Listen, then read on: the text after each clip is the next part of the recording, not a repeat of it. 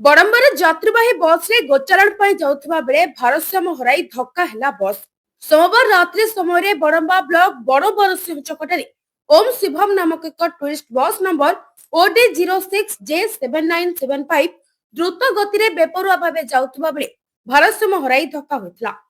ବଡମ୍ବା ଥାନା ପକ୍ଷରୁ ଟୁରିଷ୍ଟ ଗାଡିଟିକୁ ଜବତ କରାଯାଇଥିବା ବେଳେ ଗାଡିର ଭିତର ପଟେ କୌଣସି ସିଟ୍ ନଥିବା ବେଳେ ସୁନ୍ଦର ଭାବେ ସଜାଯାଇଥିଲା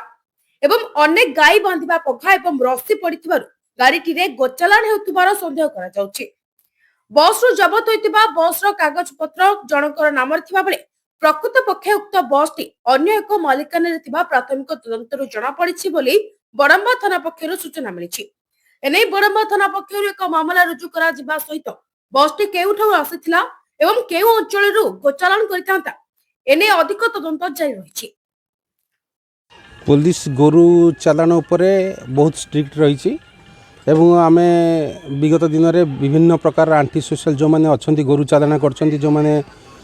बड़म्बा तिगिरिया ये अंचल से प्राय जो मुख्य लोक सब आम गिरफ करूँ एवं एसपी सार निर्देश रही जीरो टॉलरेंस नीति गोरु उपरे ग्रहण करने को काली से प्राय जो लोक मैंने रोचे अभिनव उपाय विभिन्न प्रकार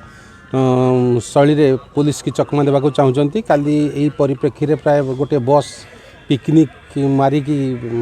पोस्टर बैनर मारिकी आसूला और दुर्घटना घटला। दुर्घटना घटवा पर जानवा पाइलु जे ता भितर रसी फसी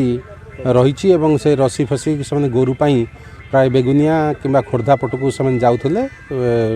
कटक पटू तेणुक गाड़ीटी को जबत करा जाइछि एवं ता विषय में अनुसंधान जारी रही